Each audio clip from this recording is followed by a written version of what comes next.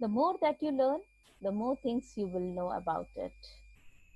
Hi, this is Kalpana Reddy from Krishi High School. Today I am here to discuss about class 6th, chapter 3, that is landform. Before getting into the topic, as usual, I would like to wish you all a happy and a healthy morning, children. Hope everyone is doing good.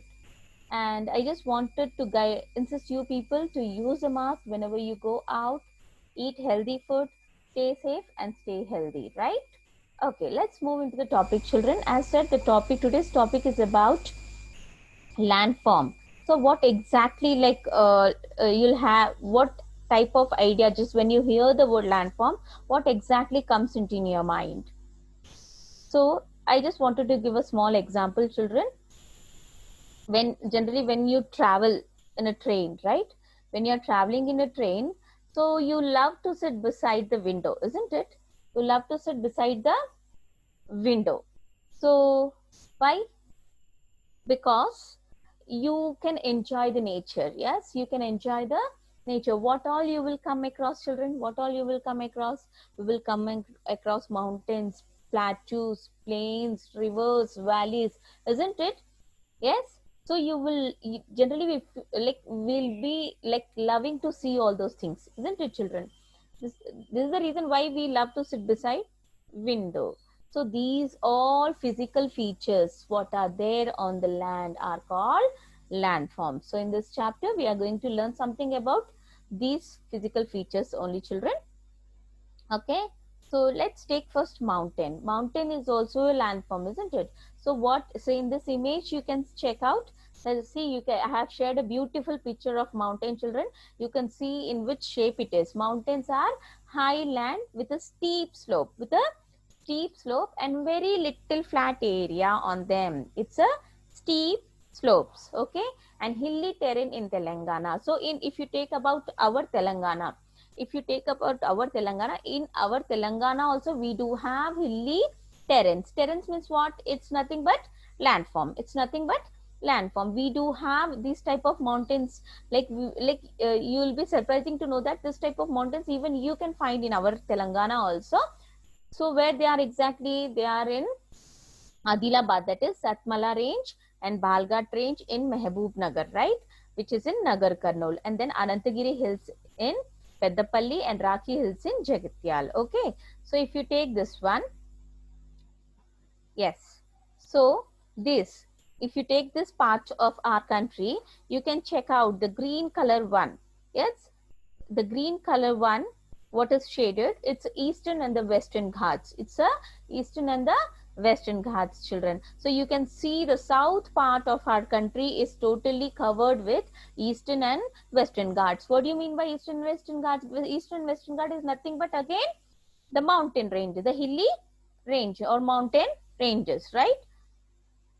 So as I said that in our state also we do have Satmala range and Balghat range. So I have to give you a more clear picture, I have shared the image also, children, to make it more interesting. You can just see this side you have Satmala range which is in Adilabad, and Balghat range which is in Mehboob Nagar. Okay, children. Next, coming to the plateau. What do you mean by plateau? So generally we learned that mountains are highlands with a steep slopes. To make it more simple, I'll just tell you in one sentence. Plateaus are highlands with a flat surface, so there is only one difference between a mountain and a plateau, children. Plateaus, they have a steep slope, and mountains, they have a steep slopes, and plateaus, they have a flat surface on the top. So here I've shared the image also, just you can just check out, children. Yes. So Deccan Plateau is the largest plateau in India. Okay, so the Deccan Plateau is the largest plateau in the India.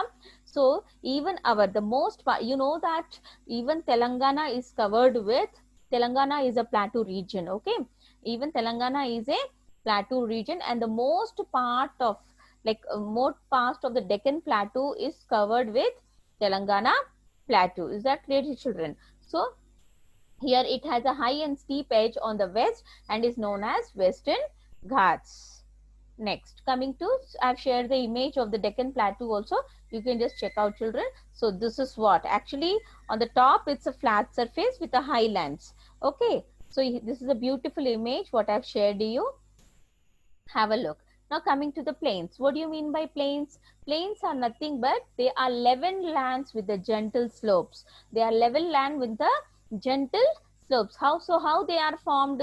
They are formed by depositing of silt by great rivers. See, we know that the rivers, when they flow with a great force, they will carry lot of silt and sand along with them. Now, what do you mean by silt? Silt is nothing but the fine sand or clay. Okay, it's nothing but a fine sand or clay, children. So they, when they when they are moving into force, or when they are flowing in a great force, so along with them they'll carry a lot of sand and silt, and at one point when the force gets slowed down, so they will deposit that at one point. So in this way, so by this continuous process only the plains are formed. By this continuous process only the plains are formed. The Indus river forms the Punjab plain, and the Ganga river forms the Gangetic plain. Okay, children, so this both are known as Indo-Gangetic plain again. Next, relief feature. What do you mean by relief feature? Again, relief feature is nothing but the physical feature only. Same as mountains, plateaus, plains are called relief feature. Is that clear to you? Next, delta. Now, what is delta? A usually triangular mass of sediment, especially silt and sand, deposited at the mouth of a river. See, we know that when when the rivers are flowing, yes, so at one point many small rivers will come and join, right? And it takes a big, like I would say, it's take the shape of a big river, or it gets broader. So when it is flowing, at some point it will, the force will get slow, yes, and that river will divide like this, in a triangular shape, and it will split into two. It will split into two. So the middle part, what is there, it will, the means when they are flowing, as we have already learned that when the river flows with a great force, it carries sand and silt, isn't it?